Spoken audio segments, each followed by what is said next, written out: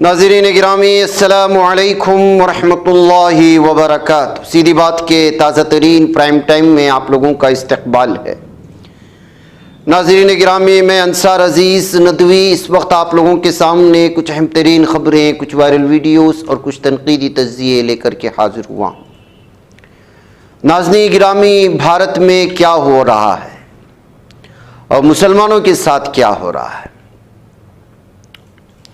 पहले मैं आपको ले चलता हूं मध्य प्रदेश। यहां पर देवरा महादेवन टेम्पल को लेकर के या उसके आसपास एक जमीन थी मऊगंज रेवा में। हिंदू और मुस्लिम कम्युनिटी में इस बात को लेकर के डिस्प्यूट हो गया। अब जाहिर सी बात है कि पुलिस इसको संभाल लेती। मामला क्या है, ज़मीन को लेकर के अक्सर देहातों में इस तरह के मामले सामने आते रहते हैं, लेकिन बीजेपी एमएलए प्रदीप पटेल सीधा बुलडोजर लेकर ही पहुंच गया ताकि मुसलमान फैमिलीज के जो वहां बक़ियाजात हैं उसको जो है पूरी तरह ख़त्म करे। जिनको चुनकर के लाया है वही बराह रास्त अगर गुंडागर्दी पर उतर आए, बगैर किसी कानून के पालन के मुसलमानों के घरों को गिराने के लिए बुलडोज़र तक लेकर के आए, क़ियादत और सियादत खामोश रहे, तो आप अंदाज़ा लगा सकते हैं कि आगे जाकर के किस तरह से सूरत हाल मुसलमानों की ज़मीन को, जिस पर वो कई कई सालों से रह कर के आ रहे होते हैं, उनको किस तरह छीन ली जाती है। उसकी ताज़ा मिसाल ये मध्य प्रदेश के मऊगंज में पेश आया हुआ मामला है। इसको कोई कानून ले आता ठीक था, जैसे आमतौर पर हो रहा है। अब कानून भी जो है मुसलमानों के घरों को गिनाने पर ही तुला हुआ है। मसाजिद को नहीं बख्शा जा रहा, दरगाहों को नहीं बख्शा जा रहा। देखिए, दरगाह की बात आए तो मैं आपके आज की ताज़ा वीडियो आप लोगों के सामने रख देता हूं। हरियाणा में कोर्ट का ऑर्डर लेकर के दरगाह के एक हिस्से को नीचे गिरा दिया गया। आज अंबाला नवंबर 19 को इस दरगाह के सामने इससे पहले हिंदुत्वा के ये गुंडों ने जो है एहतिजाज दर्ज किया था, ये कहते हुए कि जो है इलीगल कंस्ट्रक्शंस हो रहा है, और फिर धमकियां दी थी कि अगर इस हिस्से को नहीं गिराया गया तो ये खुद आकर के उसको डेमोलिश करेंगे। हिंदुत्वा गुंडों की दहशतगर्दी और उनकी गुंडागर्दी से डर करके अब कोर्ट का ऑर्डर बताते हुए हरियाणा में दरगाह के एक हिस्से को गिराया गया। अंबाला में 19 नवंबर को पेश आया वही मामला है। और क्या हो रहा है, आप अपने घर में फातिहा खानी भी नहीं कर सकते, ये हिंदुत्वा दहशतगर्द वहां भी पहुंच जाएंगे। ये एक वीडियो वायरल हो रही है अंधेरे वाली, जिसको आप देख रहे हैं इस वक्त स्क्रीन पर। बताया जा रहा है कि हर हफ्ते एक घर में फातिहा खानी होती थी जिसमें लोग जमा होते थे। बजरंग दल के गुंडे वहां भी पहुंच गए और कहा कि आप जो है जबरन तब्दीले मजहब में मुलव्वस हैं। ये कहते हुए जो मौलवी साहब वहां सूरह फातिहा पढ़ने के लिए गए थे उनका पीछा करते हुए मारने धमकाने की कोशिशें की गई।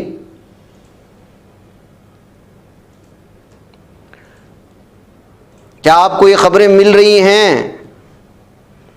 नहीं मिल रही हैं और मिलेंगी भी नहीं। ज़मीनी सतह पर हिंदुत्वा तंजीमें जिस तरह से दहशत पैदा कर रहे हैं उसकी इंतहा नहीं है इस वक्त, और कोई दिखाने को भी तैयार नहीं है, बोलने को भी तैयार नहीं है।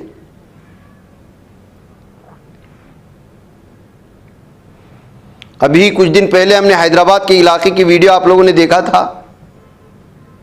ट्यूशन को आए हुए कुछ बच्चों को पढ़ाने के लिए मौलवी साहब आए तो किस तरह से उनको जो है अक्सरियती इलाके में कुछ मुसलमान घर थे वहां गए थे, उनके साथ क्या किया गया। या तो कानूनी एतबार से आपको मस्जिदें गिराने की कोशिशें कर रहे हैं, या तो हमको धमकियां दे रहे हैं, या फिर बीजेपी एमएलए खुद बुलडोजर लेकर के आ रहे हैं, किसी भी एतबार से आपको चैन से रहने नहीं देंगे। ये इनका मंशा इस वक्त हो चुका है। संभल के बारे में ही ले लीजिएगा, जो मस्जिद तारीखी है, मुगल दौर में बनी, उसको बाबर की ज़माने की कहते हुए इसको मंदिर साबित करने की कोशिशें हो रही हैं अदालत के ज़रिए से। और आज जुमा था तो सिक्योरिटी बढ़ा दी गई। देखिए आज की जुमा का मंजर है ये संभल की जामे मस्जिद का, जिसके सर्वे के लिए हुकूमत ने या कोर्ट ने जो है इजाज़त दे दी है। इस वक्त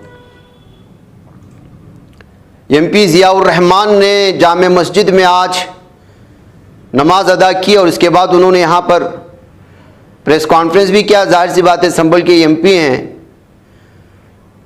और उन्होंने क्या कहा आज वहाँ नमाज की अदायगी के बाद, आप खुद सुन लीजिएगा।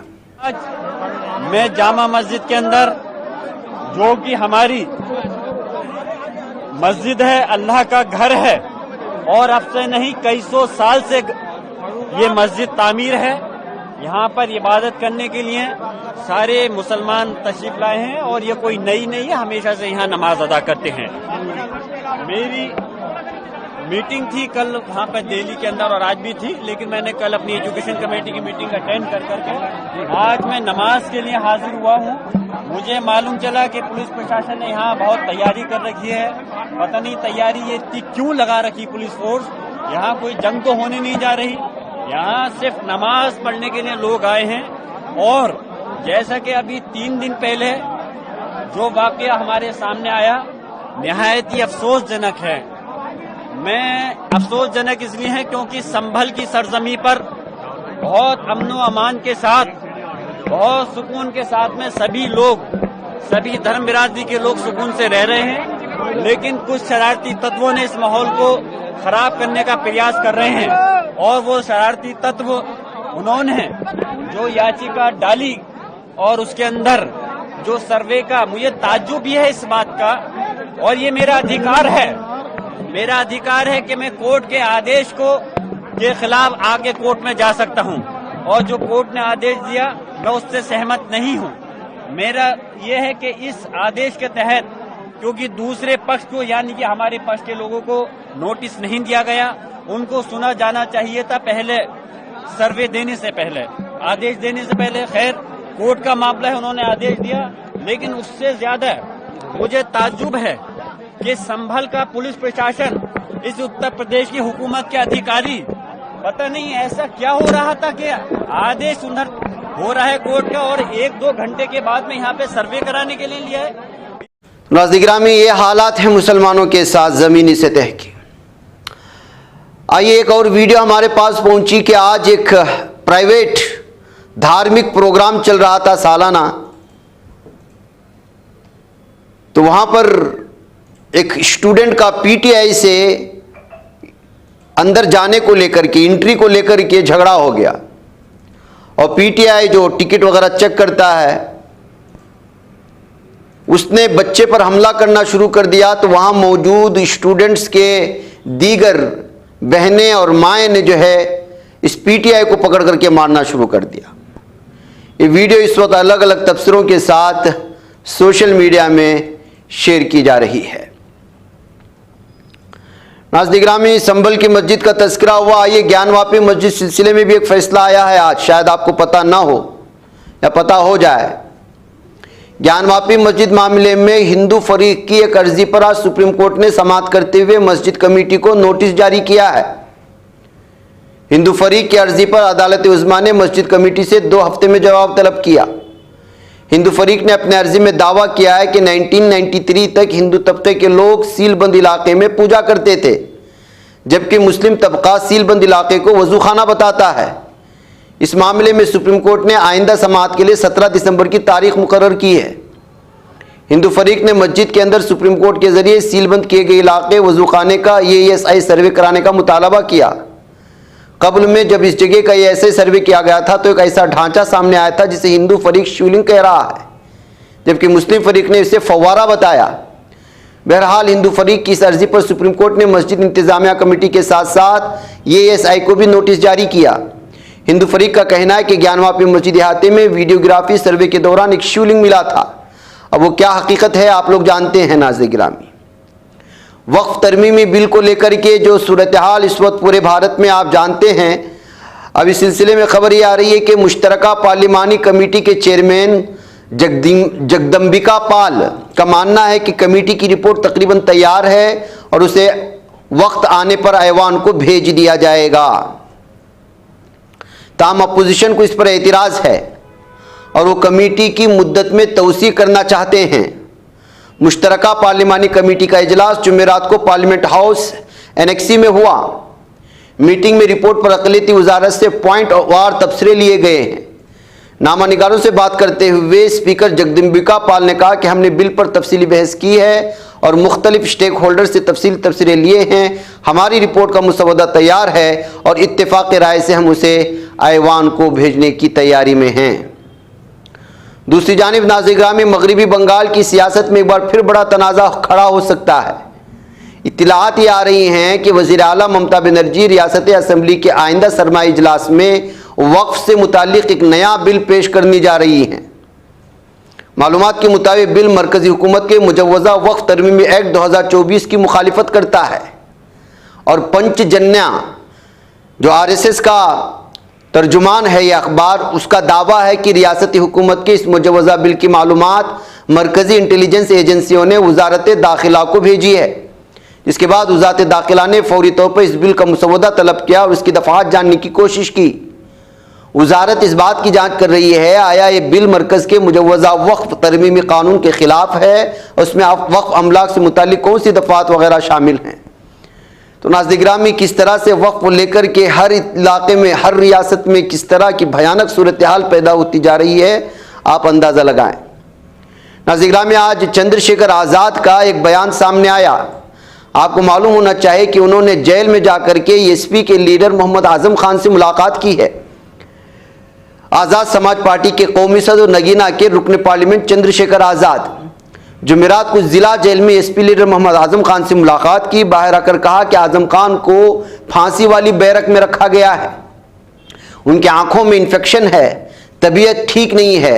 चंद्रशेखर ने कहा कि आज़म खान पर छाए हुए मुसीबत के बादल जल्द ही छट जाएंगे। उन्होंने कहा कि बकरी चोरी जैसे केस में 10 साल की भारी सज़ा क्या मुनासिब है। उन्होंने कहा कि जब मुझ पर गोली चलाई गई तो वो मेरे साथ थे, उस वक्त बहरान है तो हम उनके इस वक्त बहरान है तो हम उनके साथ हैं, उनके और मेरे ख़ानदानी ताल्लुकात हैं। चंद्रशेखर ने भी कहा कि यूपी के वज़ीर आला ने कटेंगे तो बटेंगे का नारा दिया है। इसके लिए मैं कहता हूं कि अगर दलित बहुजन अक़लियतों को 6747 ज़ातों में तकसीम किया जाए तो वो कट जाएंगे और हुकूक से महरूम हो जाएंगे। नाज़रीन गिरामी, रशिया ने यूक्रेन पर पहली मर्तबा सबसे ख़तरनाक बम का इस्तेमाल किया है, मिसाइल का, और उस मिसाइल का नाम आता है ICBM। इसकी वजह से इस वक्त दुनिया खौफजदा हो चुकी है। रूस और यूक्रेन के दरमियान जारी जंग एक नए मरहले में दाखिल होता हुआ दिखाई दे रहा है। रूस ने यूक्रेन के खिलाफ जंग में पहली मर्तबा इंटरकॉन्टिनेंटल बैलिस्टिक मिसाइल ICBM का इस्तेमाल किया। ये मिसाइल न्यूक्लियाई हमला करने में भी अहल माना जाता है, इसलिए दुनिया में खौफ का माहौल बना है। कैफ की फिजाइया के मुताबिक जुमेरात को रूस ने अपने जुनूबी इस्तिराखान इलाके से यूक्रेन पर ICBM दागी है। इससे कबल रूस की तंबीह के बावजूद 19 और 20 नवंबर को यूक्रेन ने रूस पर अमेरिका और बरतानिया की मिसाइलों से हमला किया था। इस पर रूस ने सख्त नाराज़गी जाहिर की थी और उसका नतीजा भुगतने के लिए खबरदार भी किया था, और उसी का जवाब देते हुए इस बम का इस्तेमाल करके इस वक्त यूक्रेन पर रशिया ने ये जो है इस वक्त हमला किया है। नाज़रीन गिरामी, आपको मालूम होना चाहिए कि जालिम दहशतगर्द इसराइली वज़ीर आज़म बेंजामिन नेतन्याहू और साबिक़ वज़ीर दिफा योआव गैलेंट के खिलाफ जो है इस वक्त आलमी फौजदारी अदालत ने गिरफ्तारी का वारंट जारी कर दिया है। जज बेटी होलर जो बैनुल अक़वामी फौजदारी अदालत की जज है, गैर जानिबदारी पर इसराइल के सवाल का जवाब देते हुए कहा कि अदालत के जजों पर सहयूनी रियासत के एतराज़ात बुनियाद हैं। अदालत का मानना है कि इसराइली वज़ीर आज़म बेंजामिन नेतन्याहू जैसा जालिम बरतरफ इसराइली वज़ीर दिफा योआव गैलेंट जैसा जाबिर वारंट गिरफ्तारी की जारी करने वाले पर ई ट्रायल चैम्बर में नहीं तैनात हुए थे। बहकाइब नाज़रीन गिरामी, इस वक्त इन दोनों को जो है दहशतगर्द तस्वुर करते हुए गिरफ्तारी कर लेनी चाहिए। अब क्या ये दीगर ममालिक में जाएंगे तो गिरफ्तारी होगी, या फिर सहयूनी वो अपनी सहयूनियत और अपनी साजिशों में पहले से ही कामयाब होते हैं, तो क्या ये पूरी तरह से ये लागू होगा या फिर इनकी गिरफ्तारी होगी, या फिर ये सिर्फ जो है एक ऐलान और हिदायत के तौर पर देखा जाएगा, ये आने वाला वक्त ही बता सकता है। नाज़रीन, मुझे इजाज़त दें। अस्सलामु अलैकुम वरहमतुल्लाहि वबरकातुहू। ये बच पाता है कोई सहाफ़ी की निगाहों से, मिलाता है ये लोगों को मोहब्बत की पनाहों से। करम और दर्द मंदी का है एक संसार सीधी बात, अज़ीमत जुर्अतो हिम्मत का है इज़हार सीधी बात, अज़ीमत जुर्अतो हिम्मत का है इज़हार सीधी बात। ये चैनल हक निगर बनकर कुचल देता है फितनों को।